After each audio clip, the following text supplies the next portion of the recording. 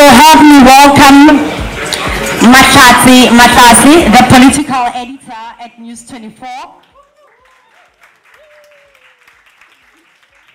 Alet van Rensbeck, opinions editor at News24. Adrian Basson, news editor. Regimo Alusi, editor of Daily Sun and Sunday Sun. Mongi Makanya of City Press. The panel will be chaired by Jerusha.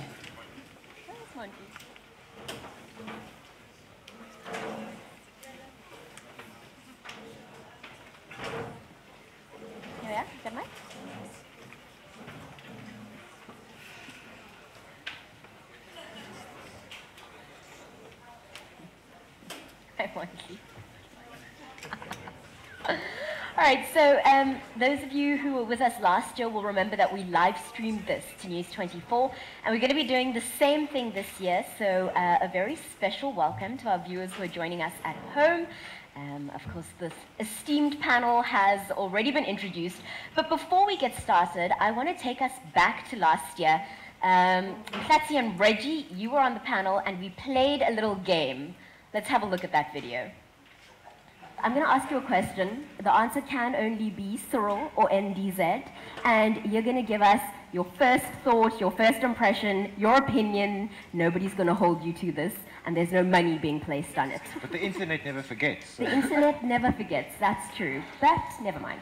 Let's have some fun. If Ellen can do it, we can do it. The first one is, who will be South Africa's next president? We'll start off nice and easy. Oh, whoa. Dumisani? Mahlatsi, you get the deciding vote. I get the deciding vote. Wow. I can't put both of them up. No. Because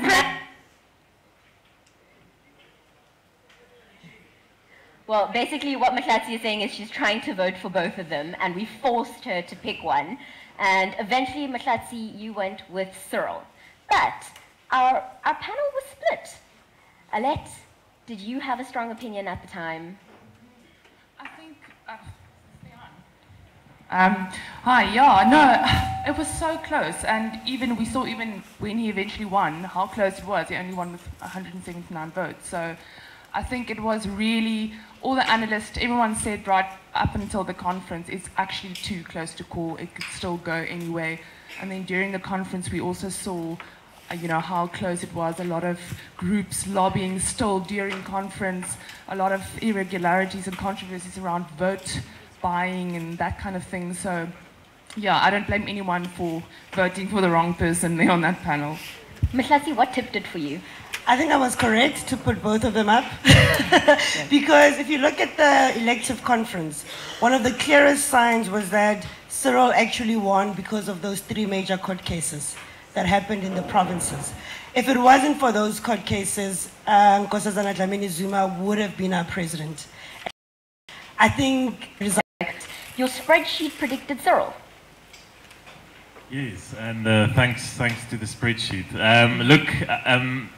What was difficult for us as a team with the ANC election is that different to the national election, there's no public information about ANC membership or whatever. So the closest we got to statistics was the branch nominations. That was released by the ANC, so you could see which province had how many branches and how many nominations each candidate got. We then tabulated that, put it into a spreadsheet, and extrapolated a potential outcome, taking into account the court cases that happened shortly before the Nasrec conference, and then assuming that if a province overwhelmingly voted, or say for example 70% nominations went to Cyril, we gave that province's vote 70%. So that brought us to a Cyril win. But Jerusha, you will remember that a big deciding factor in all of this was David Mabuza and Mpumalanga, and I think that is really the one thing that we haven't properly analyzed or really properly have discovered what exactly happened behind the scenes. When and how and why did Mabuza turn, and how many votes exactly he brought with him to the Cyril Ramaphosa camp. And obviously, the rest is history. He's now the deputy president of the country, and while we're talking about Cyril the whole time. Reggie, do you want to maybe try and give us some thoughts around the David Mabuza issue? Look, David Mabuza, being the person he is, I think there's one thing that we all collectively agree on. You cannot underestimate his hand when it comes to politics, and you cannot even underestimate what he's capable of. I mean, you glance through Sizwe Samayende's book, and then you realize the grip he had on Mpumalanga. You realize the kind of person he is. And at Nasrec, before the elective conference itself, it was DD is on the NDZ side, and that's the camp he's going with, and then, you know, come voting and come deciding, you know, moments and hours before, the hand that he played both sides, and what eventually came up was DD Mabuza at play. And that's the kind of person he is. And then you look at 10 years' time and you ask yourself, will this be South Africa's president? And that's what's scaring most people within the movement itself, to say, can we have DD Mabuza as president? Mondli, what is the likelihood that we would have a DD Mabuza presidency? Yeah, just to... Is it happening? Oh, okay. Yeah, all right. No, just to add to what Reggie has just said. Mabuza calculated. Mabuza wants to be the next president of the Republic. After whether it was going to be NDZ or Cyril, but he wants to be the next person. And he calculated, among other things, that if it went the other way, the likelihood of an ANC person being the next president of the Republic in 2024 would be much slimmer if there were to be a Zuma presidency. The ANC's electoral support would decline very progressively over the next over the next 5 years. So his move had a lot to do about guaranteeing his own position. But you know, the next year's election, I'm sure we will get probably the last one that's guaranteed the ANC, where the ANC is guaranteed a victory. But if the ANC does win in 2024, it won't be a shoe-in for him. His ally going into last year's conference was another very ambitious person called Paul Mashadile, who will challenge very strongly come 2024, come the 2022 ANC election, and he wants to be president in 2024. So a 2024 David Mabuza presidency is not something that we should either be looking forward to or having nightmares about necessarily. Right. I mean, we couldn't figure out the way this election was going to go, let alone looking that far ahead. Mahlatsi, I remember us sitting in that Nasrec studio, and you said something so profound. It was straight after Cyril was elected as ANC president. You said, if we were to hold national elections tonight, the ANC would take it, because there was suddenly the swell of optimism and good feelings around the ANC overnight. Alette, you're really in touch with our readers, their opinions, what they're saying. Take us back to December 2017 and those feelings of optimism around Cyril. Yeah, I mean, I think you have to look at that conference and that whole month almost leading up to the conference in context of the year building up to it. We had a massive year in terms of politics. We started with the State of the Nation address and all of the kind of the violence and the security around that. Then we had another cabinet reshuffle. Pravin Gordhan was fired. We got downgraded. The RAND tanked even more. There was the Gupta leaks. There was the vote of no confidence in Parliament.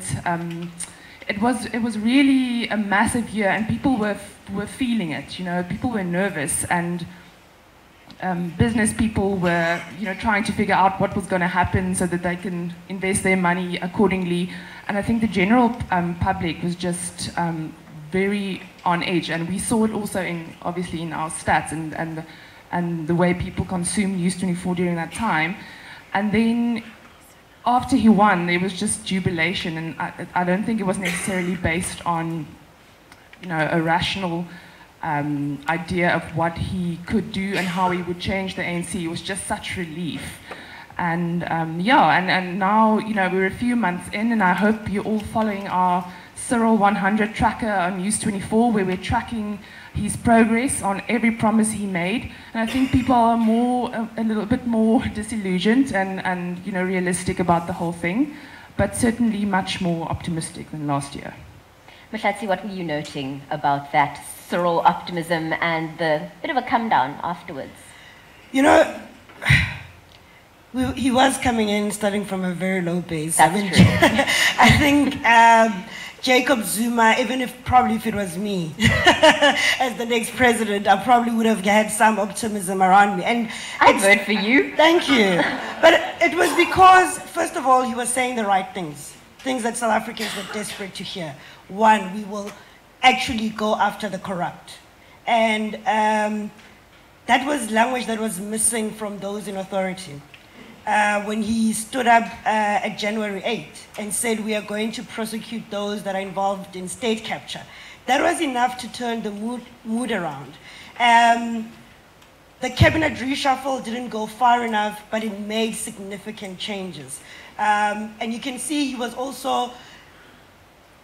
very careful, and it also showed that his own constraints within the party, but he was able to bring back the Nhlanhla, the Pravin Gordons, people that the business community had confidence in and people that South Africans had confidence in. And all of a sudden, in that few weeks, it looked like things are actually happening. And hopefully we'll start having proper conversations around what should happen to the economy. Can we actually turn it around? And I think it was expected, but it has quickly also disappeared. Because now we're quickly realizing that the ANC is in such a mess. And Cyril Ramaphosa's hands are so tied because it was such a slim majority. And now he is fighting so much. One, trying to correct 10 years of, you know, nothing, disaster governance, or everything. And then now he's also having to fight his own internal battles inside the ANC. And we are seeing that in the Northwest currently, where one, it has indicated to us that there is a lot of support on the ground for Cyril Ramaphosa, but there is a strong force still within the ANC that is not going to let go very easily. I think it was Joel Netsheza who warned ANC members and said, you must remember that those that were involved in state capture are not going to let go of power easily. So instead of actually the ANC building on and saying that, you know, there is this Ramaphoria, let's build on it, quickly it's disappearing because those that are inside the ANC are now fighting to make sure they don't go to jail. They're fighting to regain power. And all of those things are now distracting the ANC or even Ramaphosa himself. And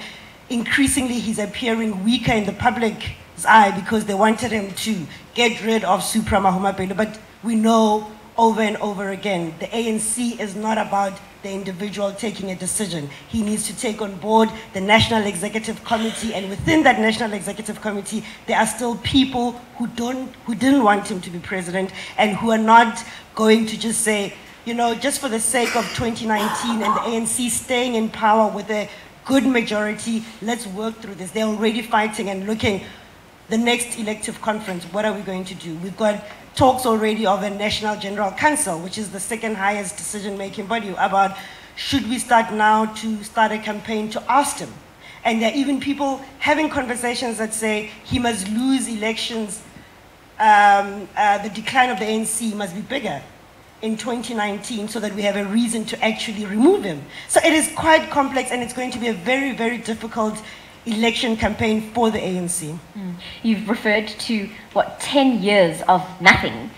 What does the ANC need to do to claw itself back from 10 years of nothing?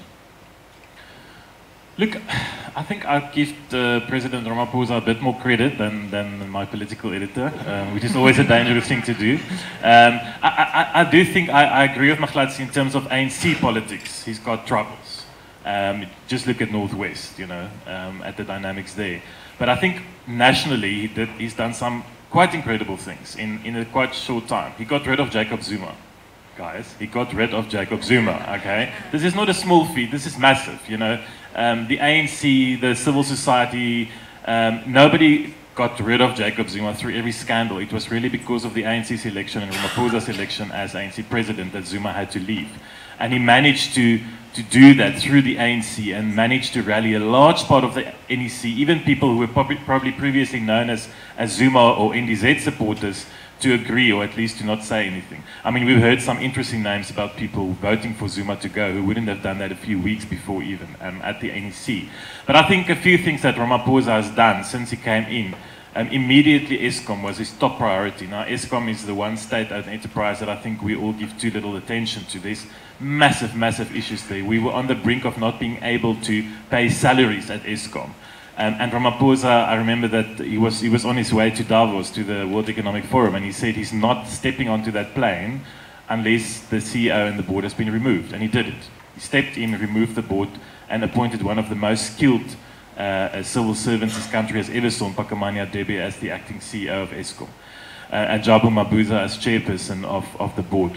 Then he moved, with Pravin Gordhan's help, he moved to Denel, he moved to Transnet a week or two ago, where there's a new board as well. We also saw the criminal justice system almost rising from the ashes, rising from the dead, you know, suddenly starting to do what it should. We saw arrests in the Gupta Freya Farm case. We saw court appearances. We saw warrants of arrest being issued for the Gupta brothers, raids on their house. Now, of course, you know, it's also a dangerous thing, because what are we saying? Are we saying because of a different politician being in charge of the country, suddenly now the police and the prosecuting authority are doing their jobs, but they should anyway have done? Even if that be the case, I think the fact that something is happening gives South Africans hope. It gives me hope to see that at least we still have that capacity to take the assets and to go to court and to prosecute.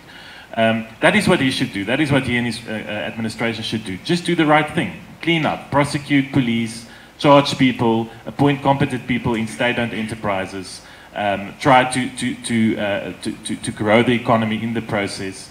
And again, this is where it becomes tricky for him, and that's why the bromance or the honeymoon was over so quickly, because of land, and land is a huge issue, and the ANC itself struggles to deal with the issue of land expropriation. We know that Ramaphosa and his backers did not want that motion to go through Nasrec. Ultimately, they had to give. They had to give up and accept that the ANC is now for land expropriation without compensation. But there's a managing to the vacuum caused by that friction. And those are the kind of things that Ramaphosa now quickly has to manage. You know, it's real politics. The honeymoon is over. And he has to lead. But I fully agree. I think he's done a lot in a short period. He has to keep on doing the right thing. Make sure you put the right people in the right place at the police, at the prosecuting authority. Arthur Fraser is out of the intelligence agency. You know, we need more of it. We're definitely going to go back to the land issue, but we always joke that, and I'm sure everybody here thinks the same thing if you're in news, when you're at conference, news will break. And while we were at conference, Supra. Reggie, take us through it. What is going on? There's nothing as incredible as someone who's going to a meeting to chair that meeting, and that meeting is about firing him. And he's going to be the chair of that meeting. So that's Supra Mahuma Pelo, better known as Black Jesus. But I mean,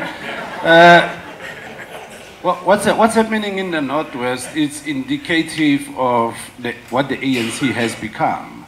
That here's a party that day by day is moving beyond self-correction.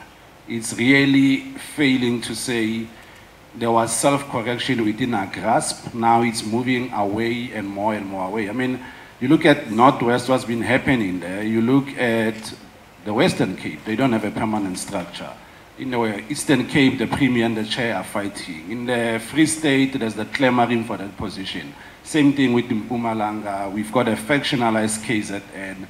We've got a Gauteng that there's Mzwandile Masina, there's Paul Mashatile. You've got a Mpumalanga that's still DD, still ruling over it. And then going back to the Northwest, you start to realize how a lack of leadership, and when you entrust everything into this one person, what happens? Where the Guptas came and then they did as they pleased. And now, the Northwest being the province that, the kind of province it is. The Northwest is most people who live down from there are Tswana people, and we are known to be peaceful people.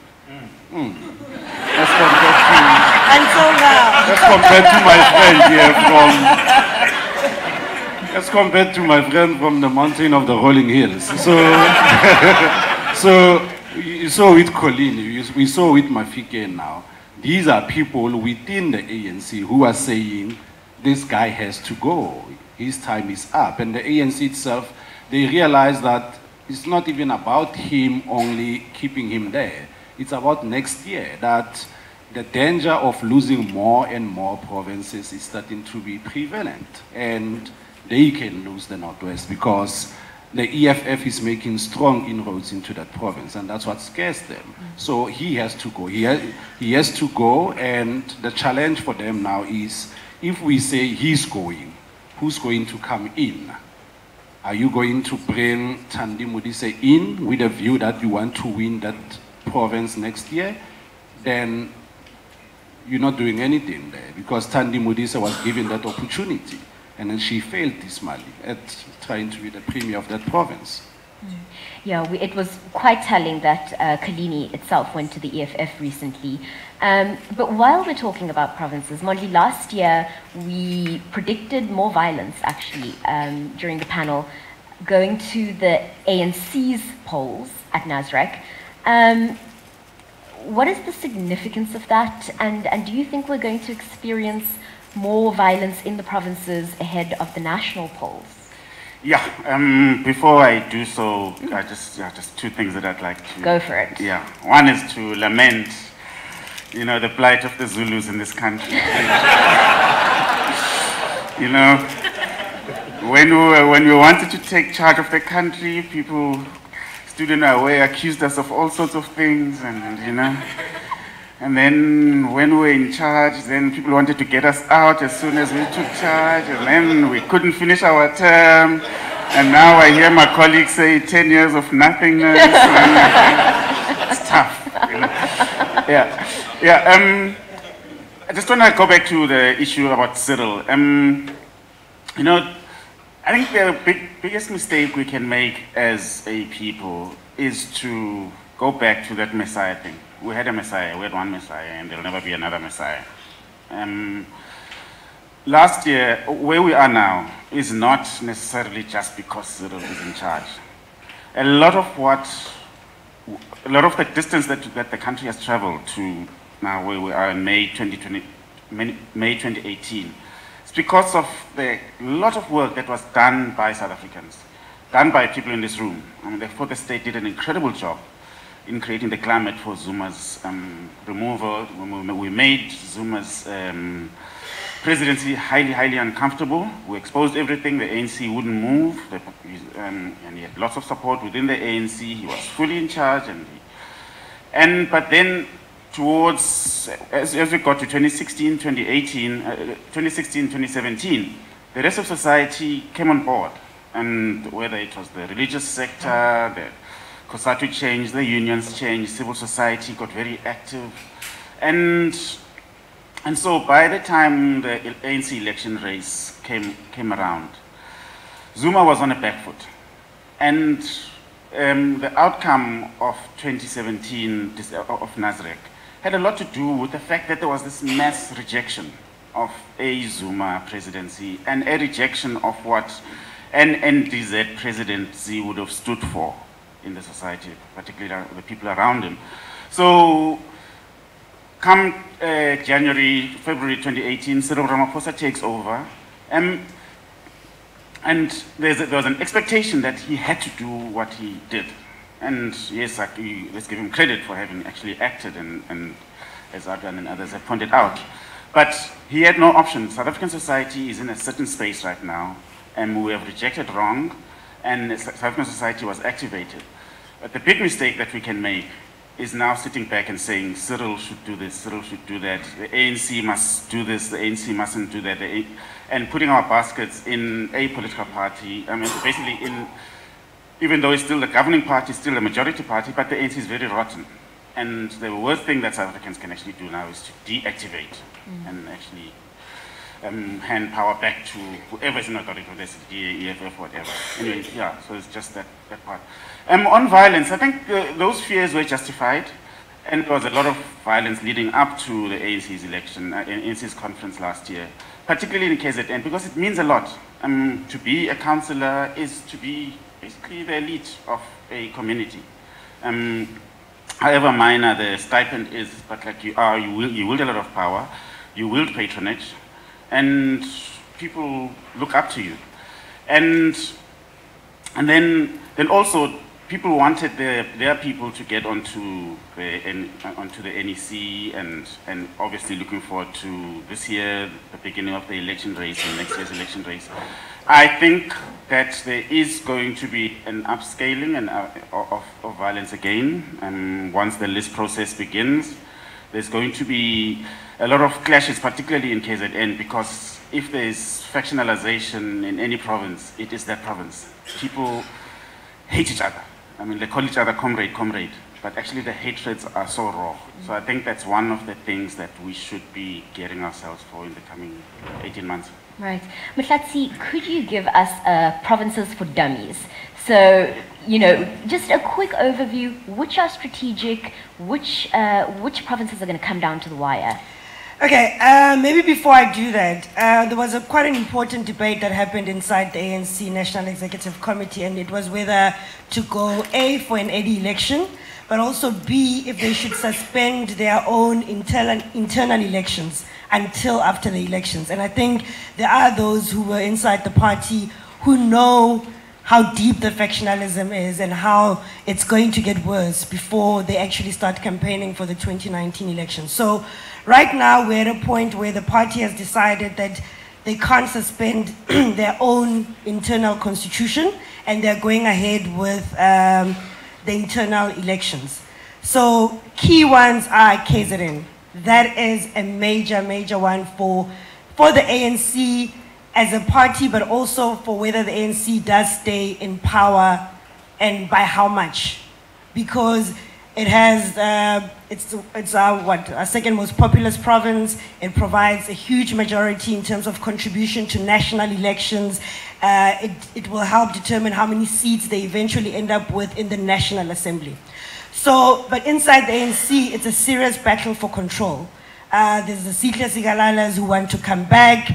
They are finding that they don't have a voice in the top 6 of the ANC, so they need clear control of that province. So it's going to be a really, really hectic battle, and we're expecting it, I think, at the end of May, if it actually does happen. And I think Mwendli is right, that we're probably going to see a lot more violence before the election. So that's number one. The second one is the Free State. There is this really serious, strong push from those who were oppressed by the current Secretary General of the ANC, Ace Magashule. This is the first time he's left the province in over 20 years, so he was one of the longest running chairpersons. He is entrenched in that province. Politics was about him, patronage, all of that comes with it. And there is a serious, strong push to actually get him out. And we might see something similar to what is happening in the Northwest, because part of that battle is around which faction of the ANC actually takes control. The third one is Limpopo. For now, the Cyril Ramaphosa faction has a strong presence in Limpopo. They were quite instrumental in helping him win the elective conference. But as part of this battle for control of the ANC, there is also a strong push from the former President Jacob Zuma, by extension, Nkosazana Dlamini Zuma faction, to regain control of that province. So it's also going to be quite a heated elective conference. Gauteng is one where I think, while there is the fight for control, if you look at the numbers and how Cyril Ramaphosa emerged, I think it was over 80% of Gauteng that came out in support of Cyril Ramaphosa. I think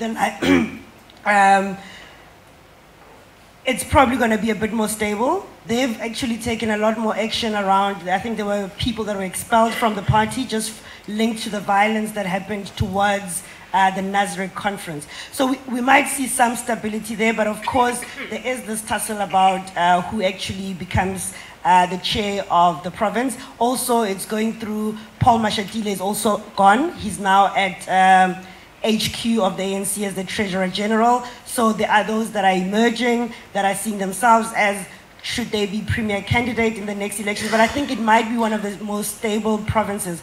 Northwest, it's only due for an elective conference next year. But those that are fighting against Supra are very clear. The first step, we need him removed as premier. The next step is that we need to disband the Provincial Executive Committee that leads the Northwest so that we can actually have a different ANC. Because the argument is that with Supra still as the head of the Northwest, it's going to be very difficult to campaign for support. And Reggie is quite correct. If there is a province that the EFF has great potential to grow, it is the Northwest. It's already the official opposition in that province. So I think for now, KZN, what happens in KZN, then the Free State, and then Gauteng would be a little bit more stable, but Ramaphosa needs to consolidate support in Gauteng and also in Limpopo. Now, I've promised our MC that we will absolutely stick to time, and we could spend forever talking about the ANC. But we are in the Western Cape, and there is a lot happening with the DA. Alette, I don't even know where you want to start, so I'll leave it. Do you want to do Musi? Do you want to do Delil? Do you want to do My Italian Father is Dark-Skinned? Water? You pick one, we'll go with it. Yeah, you know, it's remarkable to see how the whole narrative has shifted from last year to this year in terms of focus on, from the entire focus being on the ANC and the internal strife and the election battle in the ANC, and the DA being absolutely the champion for constitutionalism, taking Zuma to court and you know, fighting all these battles, coming out as really as the champion of all South African people, whether you voted for them or not. I think there was a lot of positive sentiment for the DA because they did all this really good work. So they had everything to lose, and they're losing it. It seems like they're just stumbling from the one disaster to the next. A lot of it, I think, is I don't want to say poor political management. Some of it I feel like is just purely amateur, you know, personalities in the party. But yeah, it's remarkable that they're now drawing all this critique, and they really had all this positive sentiment behind them.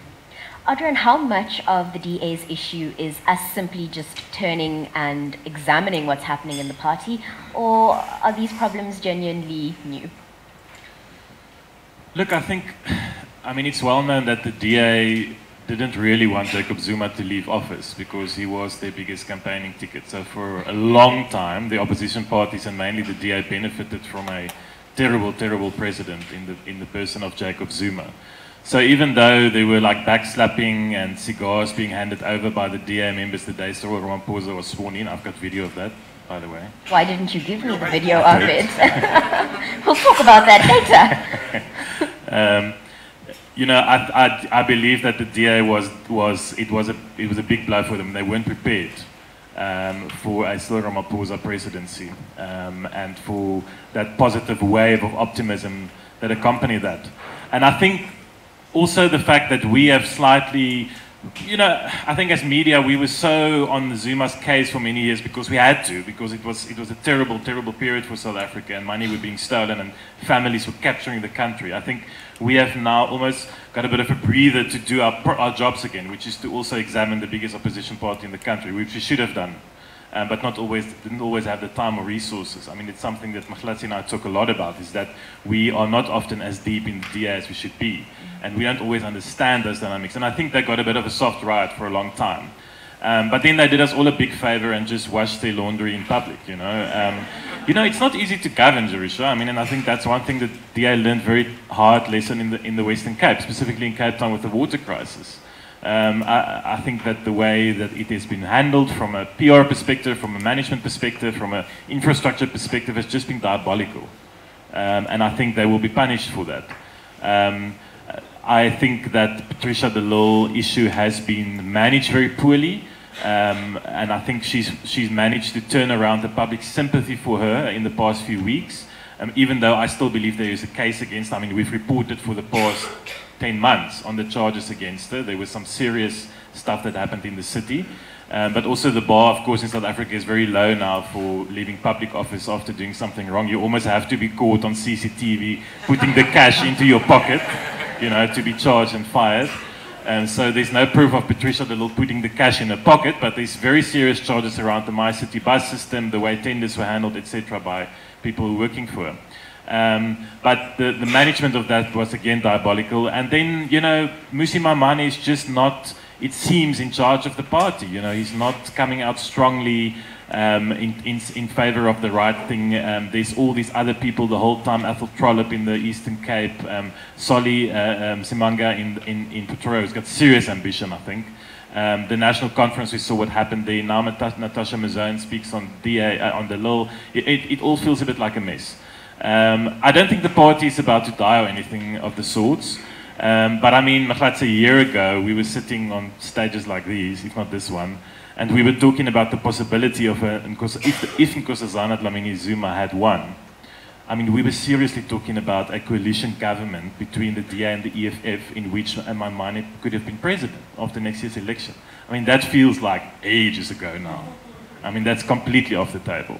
I mean, the DA is, so from a position almost a year ago, where it was at least theoretically possible for a Maimane Malema ticket to rule South Africa after next year's election, to a position where the DA must now work very hard to just, I think, maintain the support they have. Tells a story.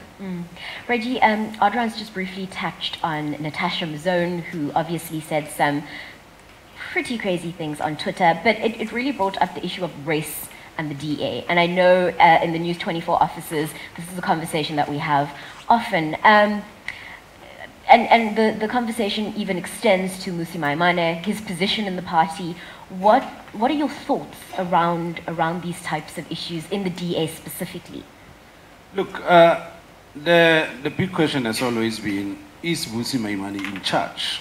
Or is James Self and John Steenhuisen running the party? And increasingly, it appears that Mr. Self and Mr. Steenhuisen are in charge of the party, because whatever Mmusi says or decides looks like and sounds like as if, no, we're not going to do that. And the electorate out there, they're not stupid. And these are people who are going to vote next year. The case in point here is the whole de Lille thing. Much as you can prefer charges against her, you cannot avoid the fact that the whole thing is going to be racialized. That's why we are now on this talk of the colored vote. And if the DA was going to do some little bit of homework on the colored vote, the colored vote is exactly what happened where we at now with regard to the ANC, where the ANC, factional as it was back then, they decided to remove a certain Ibrahim Rasool, and that was Mcebisi Squecha, and that was the colored vote that decided the fate of the ANC in Cape Town, in this province. So it's exactly going towards that with the DA, and we've been saying this since Mmusi took over, and we've been calling him all kinds of names when we make him fun of him at Price, calling him fake Obama, the Obama of Soweto. But on a serious note, we've been calling on him to say, take charge. Show us that you are in charge of this party. Show us that you are beyond the dancing. Show us that you are really reprimanding Helen Zille. Show us that you are saying this is the position of the DA when it comes to land expropriation and all that. And this position, we are going to take it. So that when you walk into the community of Protea Clan, with all the social unrest we saw there, you say to people, you know, Cyril Ramaphosa is not shooting out the lights out, and we as the DA, we're here to give you a solution the EFF failed to give you. We don't see that from the DA, unfortunately. Mondli, we're going to move on to the EFF, but do you want to comment on the Democratic Alliance? Yeah, I'd like to, just to differ from the comrade on my left here. I'm not so sure that, that the treatment of Patricia de Lille will necessarily alienate the colored vote. we must remember that in 1994, colored voters in the Western Cape voted for the National Party, which had oppressed them probably kind of like to, yeah, heavens and back and hell and back. But they felt that this was the party that was going to be their bulwark against what they saw as a majority African government, which was going to then, they felt that they were going to be second class or third class or whatever. So, and there was a fear about what a majority black government would do. So then they voted for the National Party, and they voted loyally for the Democratic Party, then Democratic Alliance, up until now. And I don't think that that they would have a loyalty to Delil suddenly and ditch the political party that basically that they've been voting for in huge numbers. I mean, like there might be a dent here and there, but I actually don't think it will be such a big thing. She'll be forgotten in a short while. Just but on the problems in the DA, I think there's two things. I mean, like one obviously is Musi's weakness. You must remember that Musi is not a politician. He's not necessarily a political leader. He's a manufactured leader. They went and fetched him from somewhere before the 2011. They fetched him from Liberty Church. Yeah, yeah, exactly. And he was trained to, to speak and to gesture, and I mean, like, and you can even see him in Parliament. That it's not a natural politician making a speech. This guy, I think he stands in front of the mirror for an hour and practices his moves. So there's very little there. And I think that he's being exposed now because it's in times of crisis that actually your leadership is called upon and you are now supposed to lead. And the people around you have to either listen to you or follow you or, yeah, I mean, basically your strength must be felt in times like these, and the strength is definitely not being felt. And then the second thing is that there's a core in the DA that's refusing to accept that the reason for a political party's existence, one of the primary reasons is to take political power. And they are holding on to very narrow liberal concepts about what liberalism is, and very ancient concepts actually, kind of like, they're not looking at a broader liberalism, such as the liberalism that's enshrined in the Constitution. And in so doing, they're actually wasting a lot of the work that has been done. And the DA has been growing, and the acceptance of the DA in African communities around the country has actually been growing. I mean, like you can walk around Soweto, Seshego, and wherever wearing a DA t-shirt, whereas 10 years ago, that would have been, you'd have never dared to do so. And they're not recognizing that people in those communities actually want a DA that's going to take up the battle for them, for their problems. And they are sticking to what they know. And I think that's going to be the implosion, and they're going to waste what could have been a game changer in 2019.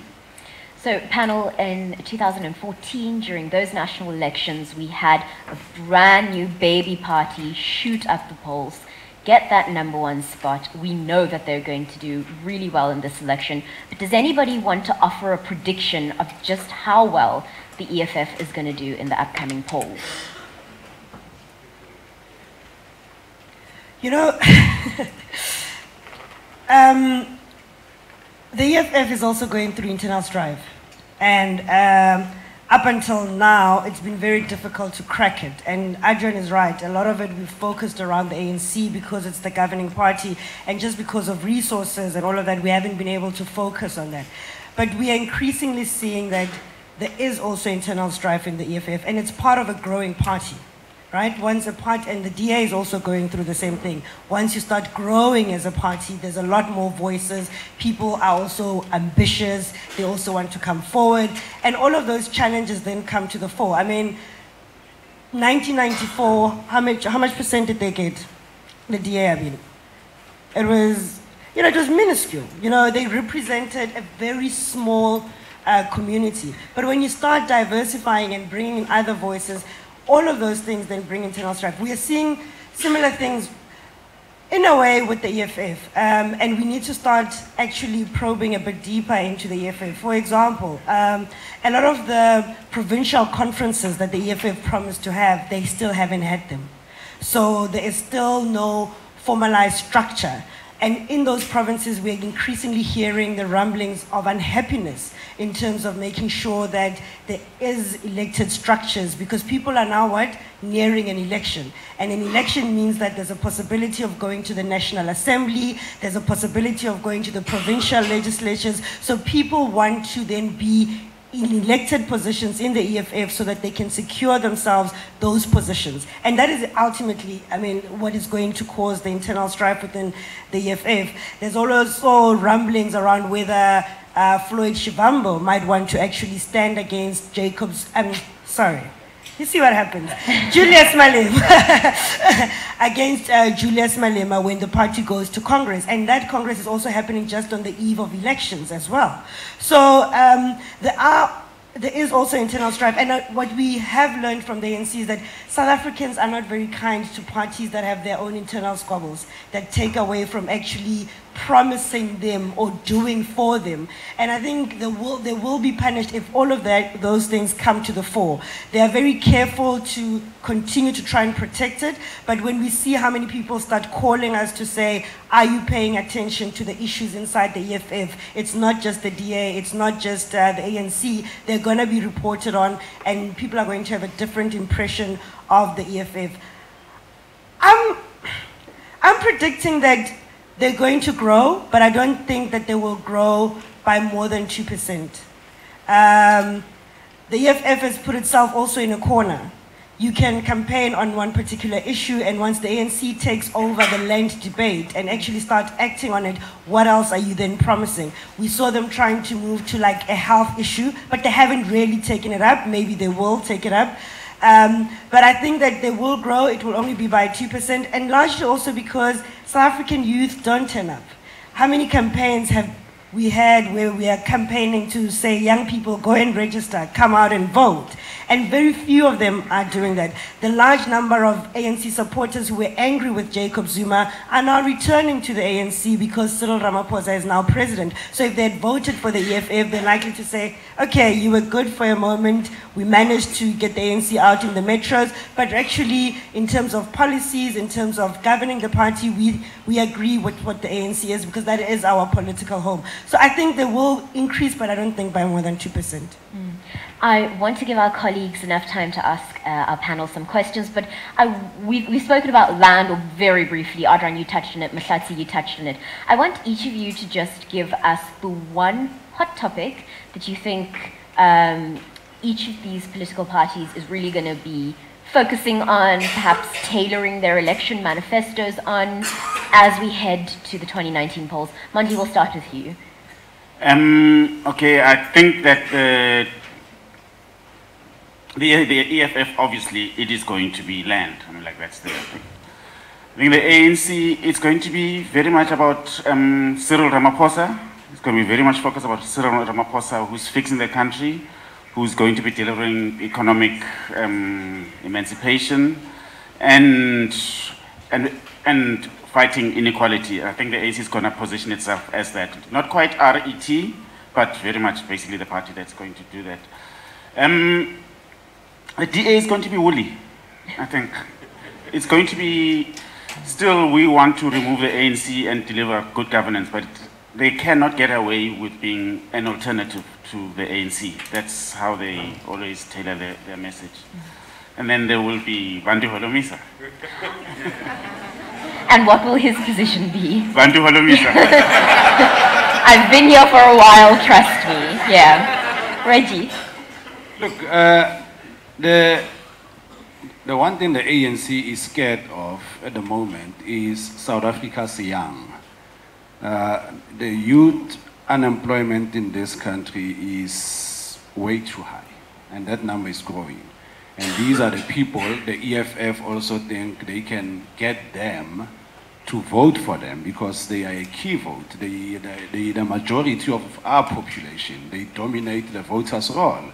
So the ANC has to be talking economic reform linked to reducing the unemployment rate. They have to speak to that. I mean, Cyril has been on all these roadshows and he's got the Yes initiative with Corporate South Africa and all that. And the EFF will revisit an emotive topic of land, obviously. They'll work on that. And the DA will still be saying we can still fix what's not right about South Africa. We can still fix what the ANC has failed to fix in the past 24 years. But the question is, how are you going to fix that as the DA if you cannot walk into a community that's torn apart, that's flaring up, and you cannot address that community in a city that you are now governing, like Johannesburg. On Monday, we woke up in Johannesburg with Soweto up in smoke.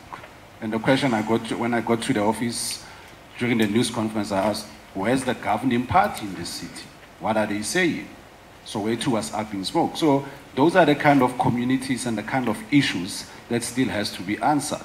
And you know, the DA, if this country is going to be ruled by any coalition, will have to get rid of what Bantu, Holomis, and Julius Malem have been saying. They are not the big brothers of opposition parties.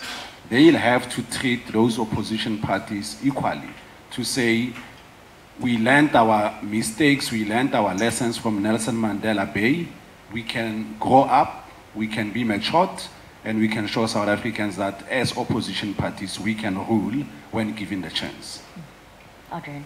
I think a lot of what I wanted to say has been said, so I won't repeat that, but what I would like to add is just to say that I think race is going to be a hot topic during the elections, and it's difficult. These parties all deal with it in a problematic way. They all struggle with it. The ANC struggles with it. At the end of Jacob Zuma's term, he was suddenly being pushed to become the champion of radical economic transformation, something he never was. And the ANC still under him will champion black economic transformation for black people to be returned the land specifically. But it can't go as far as the EFF would go. Then the DA is completely incapable of dealing with race, as we saw in the past few weeks. Just they couldn't even talk about the concept of diversity at their conference, and they really struggle with that, with prominent DA leaders tweeting things about race that upset the large base of their constituency. The other thing I wanted to say is that I think the white vote is going to be interesting as well for me. I saw Monsieur Lekota, the leader of COPE, really campaigning hard on farm murders over the past few weeks, which is interesting because at the same time you have AfriForum going abroad to talk about what you know they falsely label a white genocide. But it's going to be interesting to see if they're going to try, if Lekota is going to try and capitalize on the white farming community and then white people at large. The white vote we know has traditionally gone in masse to the DA. But you still have the Freedom Front hanging on. I don't think they will grow. And then you have a number of, I guess, let's just say liberal kind of old lefties who would probably go back to the ANC under Cyril Ramaphosa. So that's an additional element I just wanted to throw in. But I agree with crime, corruption, land. Before we move on to Mahlatsi and Alette, if you have a question, for the sake of time, stick your hand up and let's get a mic to you now, and then we can take 2 questions only, I'm afraid. Mahlatsi. Let's take the questions. You want to take the questions, Alette? Ahmed. Yes, okay. So, hypothetical, let's say we have an undecided voter, and in the polling booth next year, and they look at the 3 major parties and they're all deeply, deeply flawed. What do you think that person should be thinking about as they put their mark to a party? Alette, I'm going to let you take that one. That's a very good question, Ahmed. Yeah, I suppose it would depend on who you are. I mean, we all have different priorities and, you know, sets of beliefs and that kind of thing. I think for me, I think that the parties, whoever's going to have the most rational and logic approach to growing our economy should get your vote. That'll probably be the ANC with Cyril's approach.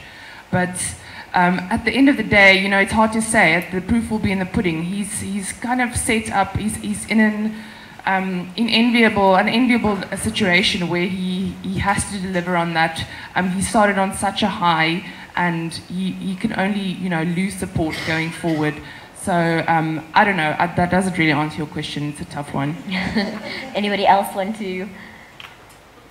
I would say, no, she's right. I mean, I think jobs, economy jobs, and then I think fixing education and public health. I think those are the three things that should occupy, be top of mind.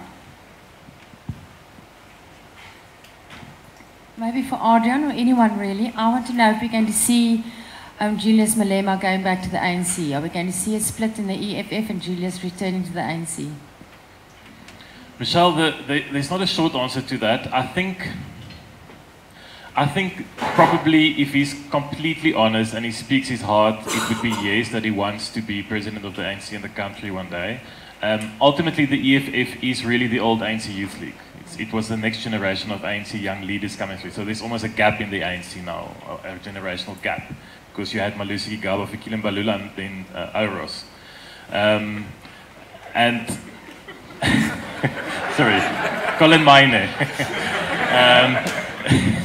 The Oros man. So I think, yes, I think he's got serious ambitions and he wants to be president. And, you know, he idolized Winnie Madikizela Mandela. And we saw him again being, you know, speaking at her memorial service, which was a major thing. President Ramaphosa recognizing him. He's being recognized in Parliament. He's going to be a serious player going forward. And my view, but I might be wrong, it's just a view, is I think Ramaphosa is flirting with him at the moment. There's a dance going on, and he gives him something, he acknowledges him, Julius likes that, and then he claps him in Nelson Mandela Bay again when he says, no, we're not going to play with you to oust Athol Trollip, but then, you know, we need your votes maybe to get back Joburg and Pretoria, so he's going to have to give them something, give the EFF, and my information, and maybe wrong, Mklatsi, is that part of the tension between Floyd, Shivambu, and Julius is exactly about this. Because there's a lot of people now, the EFF is now a big party, it's now people's jobs. All those MPs in Parliament get a salary and a house in Goodwood. And I mean, you know, so if it can't just be about Julius anymore, it's about the EFF now. And there's possibly not space in the ANC for everyone in the EFF to keep their jobs or their MP seats. So it becomes way more tricky. It will probably be more in a coalition type form after next year's election, like what happened with the DA after the 2016 local government elections. But then again, can the EFF be in coalition with the ANC at one level of government with the DA and another? I mean, that doesn't seem feasible as well. We can take one more question that can be answered in 2 sentences. So a real quick one.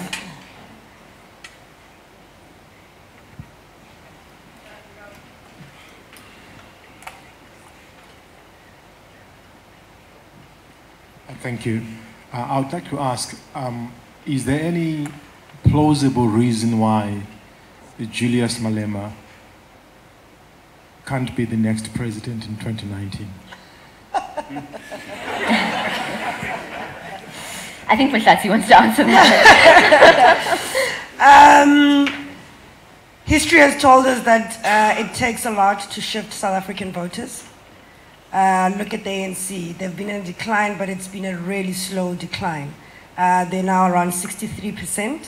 And if we're all being realistic, even the talks of the ANC coming down to less than 50 right now, I don't think it's a possibility. I mean, yes, it's a long way to go to 2019, but I think we can't expect like seismic shift of seeing a Julius Malema as president.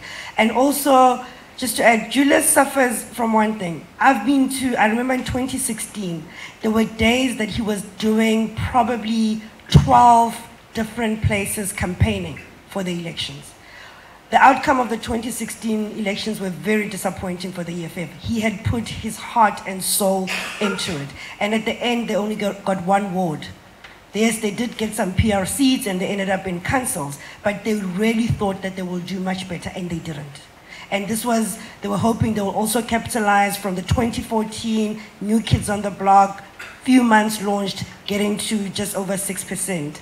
And it didn't happen in 2016. So, and also Julius goes to places and people come because he's Julius, not necessarily because they're gonna go into a booth and put an X next to the EFF. He's got the gift of the gab. He knows how to get people talking. People want to hear him, but it doesn't necessarily mean that people will actually vote for him. So Mondli and Reggie want the last word. You see that clock? When it goes to zero, you stop. All right. And Reggie's got to go after you. Go. I'll be very quick, and then I have got a question for a member of the audience. Oh. No. Yeah, I was going to say that a lot of the EFF's vote, must understand, has been a protest vote. People were angry. In 2014, people were angry about Zuma, were angry about Nkandla. 2016, people were still angry about the bad ANC. There are very few, there are a lot, but there are very few people who actually are emotionally tied to the EFF, even though they have this radical message and so on. So there isn't that thing yet. So I would say, Mahlathi says 2%. I would say they could just sneak into the double digits. Yeah. Then my question for the member of the audience comes from the video, from Anne's video earlier on. Just wanted to ask Anne, why in this very diverse, multifaceted and progressive society, the MC in the video, why did you have your MC wear a Kaiser Chiefs t-shirt? You don't have to answer that, Reggie, quickly. I think to try and answer him lastly, is, the EFF appreciate the fact that they are kingmakers and they love that position. And they're not quite interested as yet to be the governing party. They appreciate what they're doing. They know that, they want to own the ticket of we are talking to the poor and we know how to talk to the poor. But the poor, as we all know, they're not stupid. You can fool them sometime, but you cannot fool them all the time, like Bob Marley says. So, what we're going to see, we'll see people going to the polls, but South Africans, from where I'm standing, they're not ready for an EFF-led government. You speak to this so-called black middle class in Gauteng that everyone is trying to get their vote. No one knows who they're going to vote for. They don't want the DA, they don't want the ANC, they don't want the EFF. And that's what, most people want those votes, these parties. So Julius Malema knows and he holds the power and he appreciates that and he's using that power cleverly. Just the last thing, we shouldn't confuse Julius Malema's presidency of Twitter to real politics. Well, thank you very much to our panelists, and thank you to everybody who watched us from home.